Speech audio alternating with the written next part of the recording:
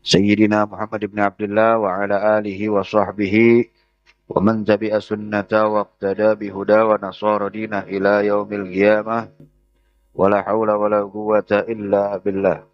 Subhanaka la ilma lana illa ma 'allamtana innaka antal alimul hakim. Rabbi shrah li sadri wa yassir li amri wahlul 'uqdatam min lisani yafqahu qawli. Rabbi zidna ilman warzuqna fahman wa atina hikmatan. Allahumma barik lana fi majlisina hadza birahmatika ya arhamar rahimin. Amma ba'du, ahlan wa sahlan wa marhaban bi hudurikum wa bi gudumikum. Al-Fakir ucapkan kepada seluruh dan segenap para habaib, para asatidzah, para masyayikh, para jamaah rahimakumullah. Alhamdulillah wa syukrulillah, thumma alhamdulillah wa syukrulillah. Berkat taufik, hidayah, inayah, riayah, hirasah, himayahnya Allah subhanahu wa ta'ala. Kembali tergerak hati kita, ringan langkah kita, sehat afiat jasmani dan juga rohani kita. Sehingga kita bisa berkumpul, bisa bersilaturahmi dalam rangka menghadiri, mengikuti, mensyiarkan majelis rutinan yang rutin kita selenggarakan di Rubat Huraidah ini. Walaupun malam ini dari mulai sore, maghrib, sampai sekarang hujan nggak berhenti, tapi tidak mengurangi semangat kita untuk hadir di majelis ini. Mudah-mudahan hujan yang turun ini menjadi hujan yang berkah. Sebagaimana yang Allah sampaikan di dalam Al-Quran, وَنَزَّلْنَا مِنَ السَّمَاءِ مَاءً مُبَارَكًا. Dan kami telah menurunkan dari langit air yang mengandung keberkahan. Mudah-mudahan yang barusan kehujanan mendapatkan keberkahan yang lebih banyak dari Allah Subhanahu wa Ta'ala. Ya. Yang kagak kehujanan, nggak usah hujan-hujanan dah ya. Mungkin malam ini nggak bisa hadir. Banyak yang nggak bisa hadir dari saudara-saudara kita yang karena mungkin kendala hujan, karena jarak dan yang lainnya. Kita doakan dah, mudah-mudahan yang nggak punya mobil, punya mobil. Nah, jadi biarpun hujan deras masih bisa hadir, insya Allah. Ya. Dan mudah-mudahan duduknya kita di sini dapat menambah semangat kita untuk terus istiqomah dalam beribadah kepada Allah. Duduknya kita di sini menjadi penyebab kita dapat ilmu yang berkah, ilmu yang manfaat, ilmu yang bisa bikin kita menjadi baik ucapannya, lebih baik perbuatannya, lebih baik sikapnya, lebih baik tingkah lakunya, dan menjadikan kita makin istiqamah untuk menjalankan apa-apa yang Allah Subhanahu wa Ta'ala perintahkan kepada kita. Amin ya Rabbal alamin. Jadi kita hadir di majelis taklim ini atau di majelis-majelis yang semacam ini, hendaknya ada perubahan dari diri kita. Ucapan kita lebih baik, perbuatan kita lebih baik, gaya hidup kita, gaya berpakaian kita lebih baik. Mungkin yang dulunya belum ngaji, terus kita ngaji. Yang kalau dulu kita kalau keluar rumah nggak malu-malu lagi pakai celana pendek, tapi sekarang kita jaga, jangan keluar rumah pakai celana pendek karena itu bisa menampakkan aurat kita yang harusnya kita tutupin. Dan semoga bisa memberikan perubahan yang baik buat diri kita. Sebab kalau orang dulu nih, ini kita cerita orang dulu, sebelum ngaji sama sesudah ngaji itu perubahannya kelihatan. Ketika dia udah mulai ikut pengajian, rutin hadir di majelis taklim, ucapannya lebih baik, perbuatannya lebih baik, sikapnya lebih baik, akhlaknya, kepribadiannya lebih santun, gaya hidupnya juga lebih baik. Sehingga orang-orang di sekitar tahu, Pak si Fulan itu sekarang udah berubah ya. Iya, lebih santun, lebih lembut. Udah jelas lah, dia kan sekarang udah mulai ikut pengajian. Oh, ya, ada perubahan kelihatan.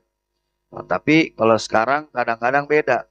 Nah, Orang ikut pengajian kadang-kadang itu ucapannya, perbuatannya, sikapnya, tingkah lakunya nggak lebih baik.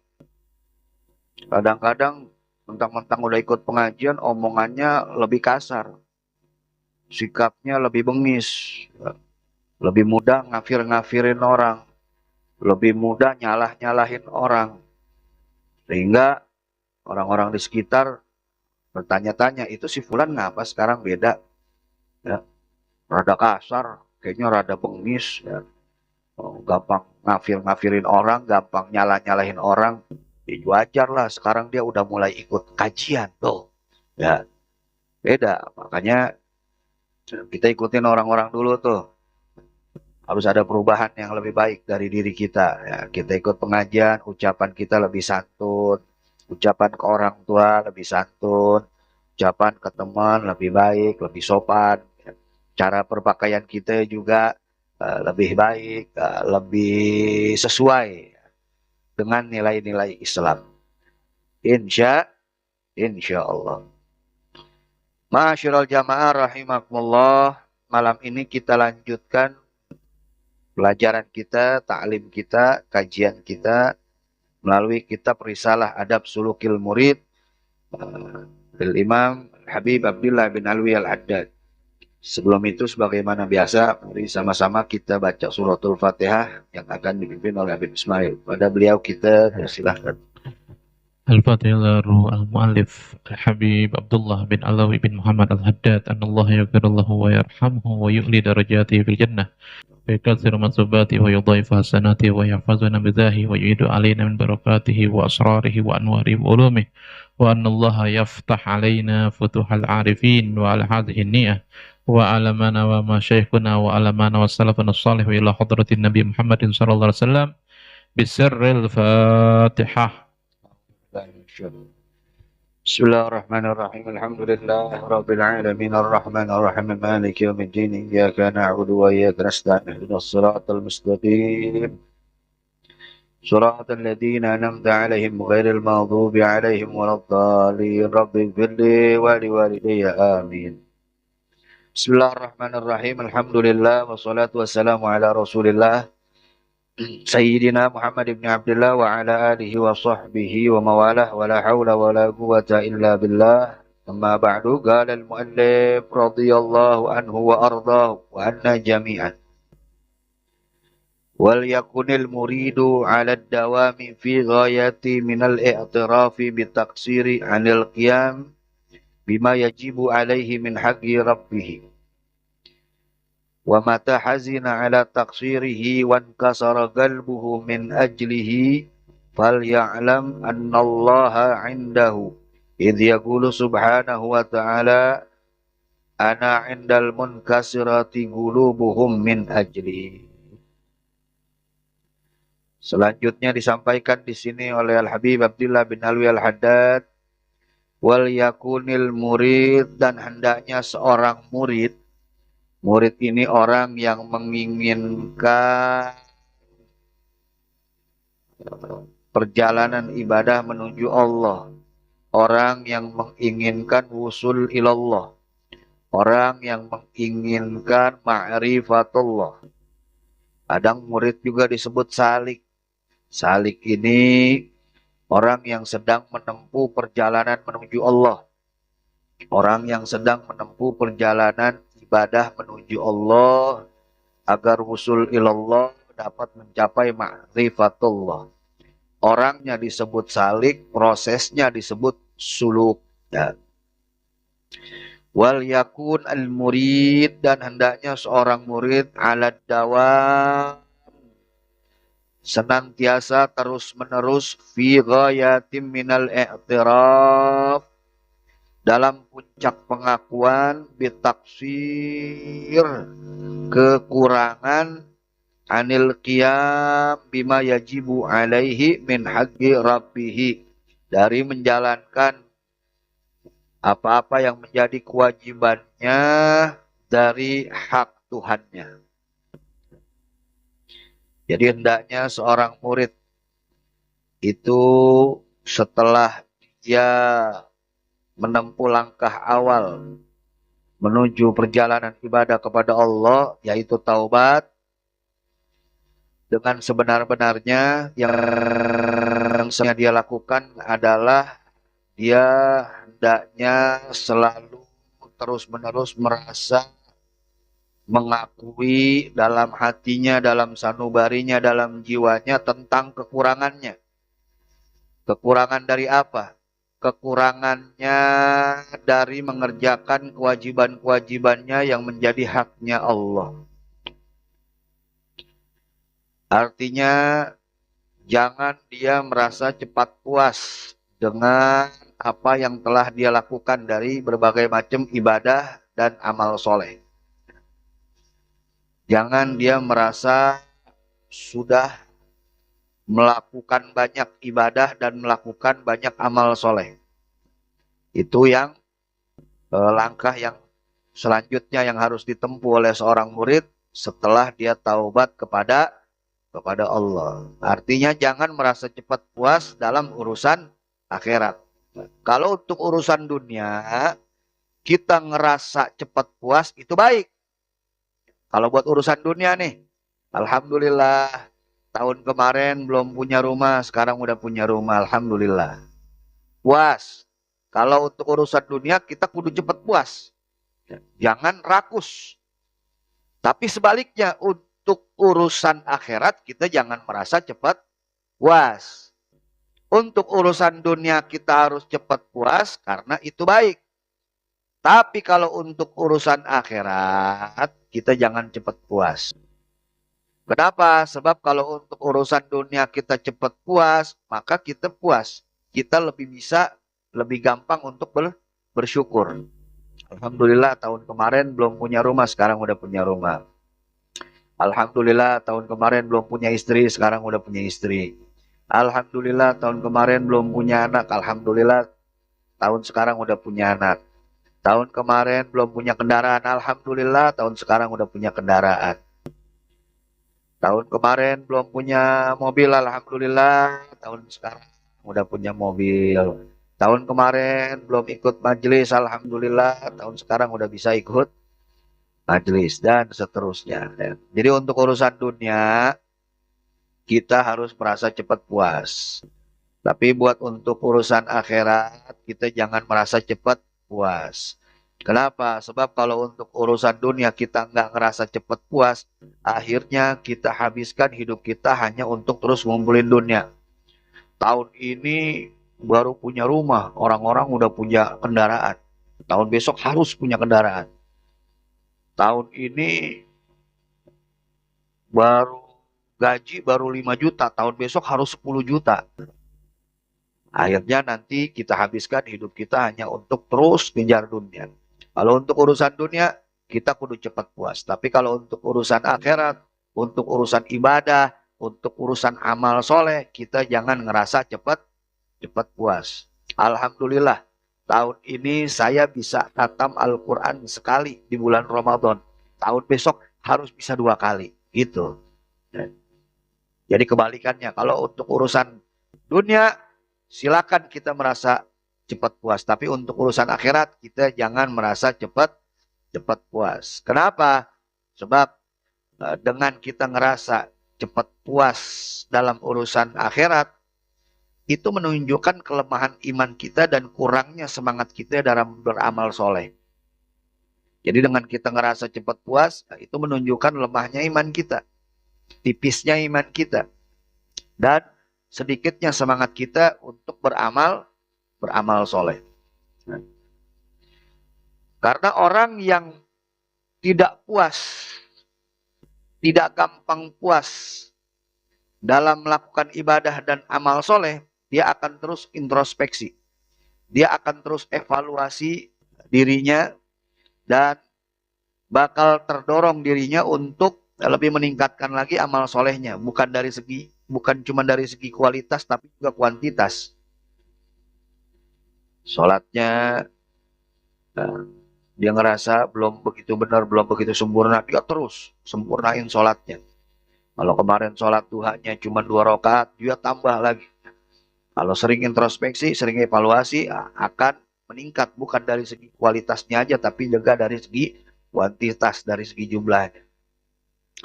Nah, yang jadi pertanyaan bagaimana Habib? Ya, agar kita tidak gampang merasa puas dalam ibadah. Ya, agar kita mempunyai rasa lapar dan rasa haus dalam ibadah. Ya. Bukan cepat puas dalam ibadah. Gimana caranya? Salah satu caranya, ketika kita habis ibadah, kita lupain tuh ibadah yang udah kita lakuin. Kita lupain. Jangan kita ingat-ingat lagi. Kita sholat, kita baca Quran, kita lupain. Apalagi kita sedekah, kita lupain tuh. Jangan kita ingat-ingat lagi. Apalagi kata Imam Ghazali, kalau kita sedekah, ngeluarin duit, anggap tuh duit yang kita keluarin buat sedekah, itu seperti kotoran yang keluar dari perut kita. Kira-kira kalau kotoran yang keluar dari perut kita, mau gak kita omongin lagi? Tadi anak habis buang air, ya bentuknya modelnya kayak begini diceritain. Kira-kira mau gak? Nggak bakal kita ingat-ingat lagi. Kita lihat aja kagak, kita lihat aja jijik. Ya. Nah begitu kita sodako, kita keluarin duit, lupain udah. Ya. Tapi tetap di sisi Allah nggak bakal dilupain. Dari sisi kita cepet-cepet lupain. Oh kita udah melakukan ini, kita udah melakukan itu. Segala macam ibadah perbuatan cepet-cepet lupain. Supaya apa? Supaya kita nggak ungkit-ungkit terus. Nah kemarin kan udah baca Quran, sekarang mah nggak usah. Nah kemarin kan anak udah berbuat baik, sekarang mah nggak usah. Nah, cukup dah anak udah beramal soleh, sekarang mah nggak usah. Akhirnya nanti timbul seperti itu, ngungkit-ngungkit ibadah yang udah kita lakukan. Justru sebaliknya, buru-buru hapusin. Perbuatan-perbuatan baik yang pernah kita lakukan, itu buru-buru lupain. Sebaliknya, perbuatan dosa-dosa yang kita lakukan, jangan langsung dilupain, ingat-ingat terus. Kalau amal soleh kita lupain, ibadah kita lupain, tapi dosa-dosa jangan kita lupain deh. Ya. Ini terbalik, dosanya kita lupain, amalnya kita ungkit-ungkit terus ya. Begitu doang sama Allah, ya Allah, aneh kan kemarin udah baca Quran, udah sholat tahajud, udah sholat duha, ya Allah. Ya. Ilok kagak dikabulin juga ini doa, ya Allah, pakai ilok lagi sama Allah ya. Jangan sebaliknya, ya. Amal-amal kita, ibadah kita lupain. Ya. Ah, kemarin kan ngaji udah, besok sekarang mau nggak dulu dah. Ya. Minggu kemarin kan udah ngaji, sekarang nggak dulu dah, libur dulu, lupain udah. Ibadah kita, amal kita lupain. Ya. Tapi dosa-dosa kita ingat-ingat. Kalau kita nggak ngaji, ingat-ingat, ya Allah, minggu kemarin nggak ngaji nih, minggu ini kudu ngaji. Kudunya begitu, ini kan kagak. Minggu kemarin udah, sekarang mah libur dulu ya. Jadi seminggu libur, seminggu ngaji, seminggu libur, seminggu ngaji. Ya. Sebaliknya, untuk dosa-dosa kita harus ingat-ingat terus. Ya. Dengan begitu kita akan terus terpacu untuk memperbaiki diri, terpacu untuk menambah amal ibadah kita, menambah amal soleh kita. Apalagi untuk bab sedekah tuh, kata Imam Ghazali begitu, kita sedekah nih, anggap tuh yang duit yang kita keluarin, anggap tuh harta yang kita keluarin seperti kotoran yang keluar dari perut kita. Kalau misalkan kotoran masih kita ungkit-ungkit, berarti nggak bagus jadinya. Udah hilangin, lupain ya. Bahkan mungkin kita lupa, kita pernah nyumbang ono, kita pernah sedekah sono, kita pernah ini, lupa ya. Lupain, untuk ibadah-ibadah kita lupain, amal soleh kita lupain. Tapi dosa-dosa jangan dilupain, ingat. Ingat bukan diceritain ya. Ingat kalau lagi doa, kalau lagi munajat sama Allah, ingat perbuatan kita. Ya. Sebab perbuatan kecil ya, kalau dilakukan terus-menerus itu juga bakal berdampak tidak baik. Jadi itu langkah yang pertama, langkah selanjutnya bagi seorang murid setelah taubat kepada Allah Subhanahu wa taala. Tidak cepat puas di dalam ibadah. Bagaimana caranya supaya nggak cepat puas?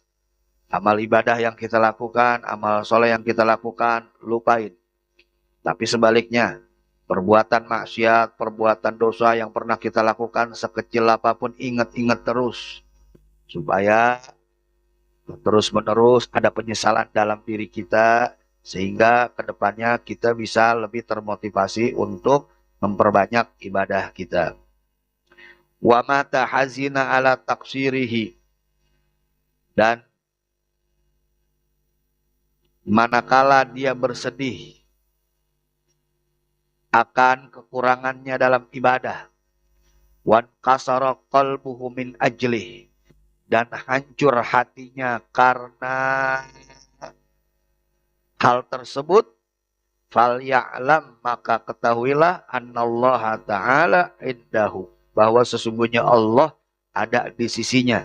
Idh yaqulu subhanahu wa ta'ala, karena Allah subhanahu wa ta'ala pernah menyampaikan, pernah berfirman dalam hadis qudsi, ana indal munkasirati qulubuhum min ajli, aku bersama orang-orang yang hancur hatinya karena aku. Yang hancur hatinya karena Allah maksudnya apa? Dia sedih, dia merasa berdosa, dia merasa hina, hancur hatinya karena maksiat-maksiat yang dia lakukan, dia menyesal, ya. Maka Allah akan bersama orang-orang yang seperti itu.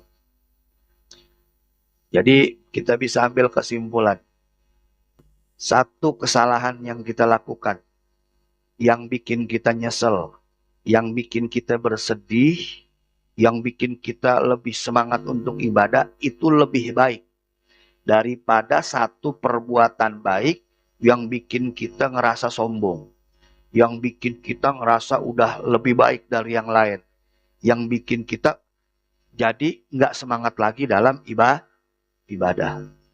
Satu perbuatan, satu kesalahan yang kita lakukan, bikin kita sedih, bikin kita nyesel, ya. Bikin kita ngerasa makhluk paling hina di hadapan Allah, bikin hancur hati kita karena Allah, sehingga memacu kita untuk ibadah, itu lebih baik daripada perbuatan baik, satu perbuatan baik yang kita lakukan yang akhirnya bikin kita sombong, bikin kita ngerasa lebih baik dari orang lain, sehingga akhirnya bikin kita tidak termotivasi untuk memperbanyak ibadah. Jadi manakala seseorang itu bersedih karena Allah, ya, karena perbuatan dosa-dosanya, karena malu kepada Allah, karena malu Allah udah kasih karunia yang banyak, tapi dia masih maksiat juga, dia sedih, benar-benar sedih. Nah, sambil diiringi dengan memperbaiki dirinya, sambil diiringi dengan memperbanyak amal ibadahnya. Nah, maka Allah subhanahu wa ta'ala bersama orang-orang yang seperti itu. Kemudian yang selanjutnya, wa 'alal murid, dan juga bagi seorang murid, ayyahtariza min azghariz dzunub, hendaknya berhati-hati menjaga dirinya dari dosa-dosa kecil, fadlan an akbariha, terlebih an akbariha, dari dosa-dosa besar. Asyadda min ihtirazihi min tanawuli summil gatil, lebih hati-hati dari kehati-hatiannya dia mengkonsumsi racun yang mematikan. Dadanya seorang murid ini menjaga dirinya dari dosa-dosa kecil, lebih-lebih dari dosa-dosa besar, ya, melebihi kehati-hatiannya dari menjaga dirinya dari meminum racun yang mematikan. Wa yakunu khaufuhu, dan hendaknya ketakutannya itu, lau irtikabu syai'an minha, ketika dia melakukan suatu perbuatan itu, suatu perbuatan dosa itu, a'dhamu, lebih besar, min khaufihi lau akalasum, lebih besar dari ketakutannya andai kata dia mengkonsumsi racun. Wadzalika, karena yang demikian itu, li'annal ma'asi ta'malu fil qulub amala sumi fil ajsam, karena kemaksiatan-kemaksiatan itu itu melakukan perbuatan di hati sama seperti apa yang dilakukan racun pada tubuh. Racun pada tubuh bisa merusak hati, bahkan bisa mematikan diri. Begitu juga kemaksiatan. Kemaksiatan itu bisa mengotori hati, bisa merusak hati, bahkan bisa mematikan hati. Sebagaimana racun mematikan jasad kita. Wal qalbu, dan adapun hati, azu alal mu'min, itu lebih mulia, lebih berharga bagi seorang mukmin min jismihi, dari fisiknya, dari badannya. Bal ra'su malil murid, bahkan hati itu jadi modal seorang murid, hibdu qalbihi, menjaga hatinya, wa imaratuhu, dan menghiasi hatinya. Bahkan hati ini harus dijaga dan dihiasi. Bukan cuma kita hias fisik, bukan cuma kita hias muka kita, badan kita, tapi lebih penting kita harus menghias hati kita. Wal jismu, dan adapun jisim, dan adapun badan fisik kita, gordun lil afat, merupakan sasaran untuk berbagai macam penyakit. Wa magharibin yatlafu bil maut, dan tidak lama lagi dalam waktu dekat fisik tersebut akan hancur dengan datangnya kematian. Walaysa fi dhihabihi illa mufaraqatud dunya an-naqidatin naqisah, dan tidaklah kepergian fisik kita ini kecuali melainkan hanya berpisah dari dunia yang bikin susah dan bikin sulit. Wa amal qalbu, dan adapun hati, intalifa, jika hati rusak, faqad talifatil akhirah, maka akan rusak pula akhirat kita.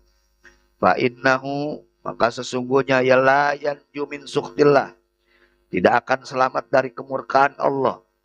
Wa yafuzu biridwanihi wa thawabih, dan tidak akan beruntung dengan mendapatkan keridhaan Allah dan pahala dari Allah, illa, kecuali man atallah biqalbin salim, orang yang datang kepada Allah dengan hati yang selamat.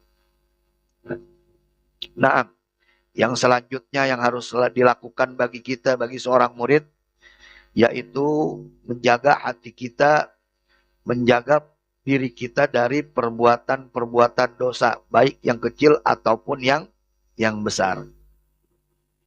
Kehati-hatian kita menjaga diri kita dari melakukan perbuatan dosa hendaknya lebih daripada kita menjaga diri kita dari racun yang mematikan. Kenapa? Sebab kalau racun ini cuman matiin fisik kita aja. Tapi kalau dosa-dosa itu bisa matiin hati kita. Padahal fisik ini sasaran berbagai penyakit, dan fisik ini bakal hancur ketika datang kematian.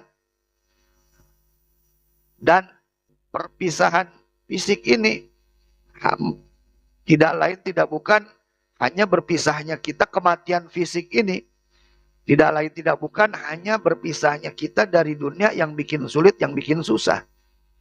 Berbeda kalau udah hati yang mati. Kalau hati yang mati, ini bisa berdampak ke akhirat. Akhiratnya juga bisa rusak. Kesimpulannya, penyakit hati lebih berbahaya daripada penyakit fisik. Kalau selama ini kita dengan sangat luar biasa jaga fisik kita dari berbagai macam penyakit, maka kita harus lebih hati-hati jaga hati kita dari berbagai macam penyakit hati. Kenapa?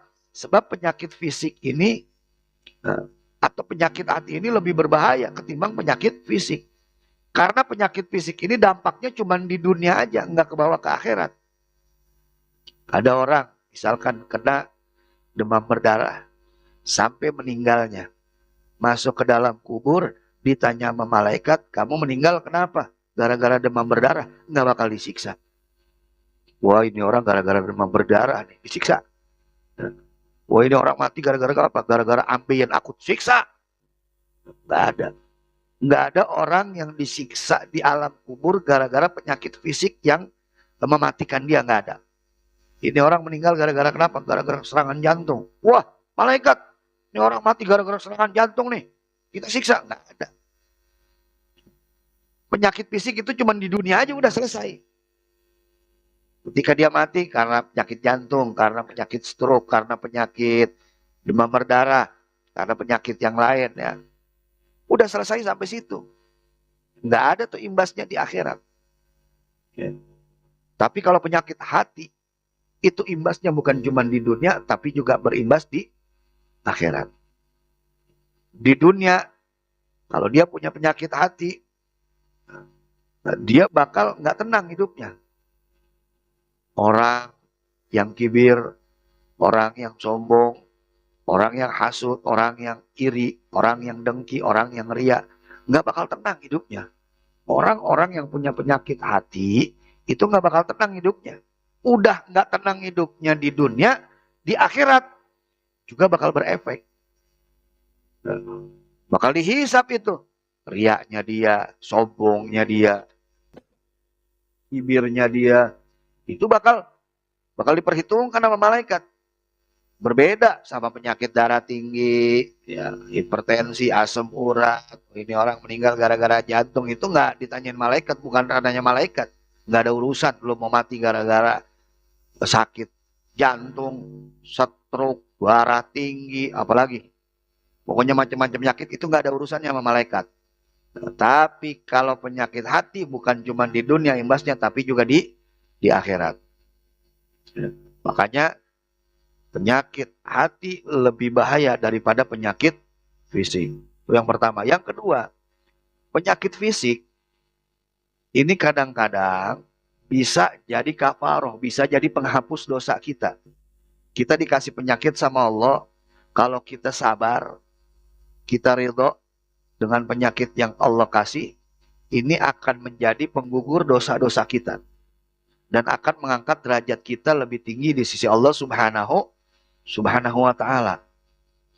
Sebaliknya, kalau penyakit hati, kalau kita kena, bukan datengin berkah, tapi datengin musibah. Bahkan mendatangkan laknat dan murka dari Allah subhanahu wa ta'ala. Karena itu penyakit hati lebih bahaya ketimbang penyakit fisik.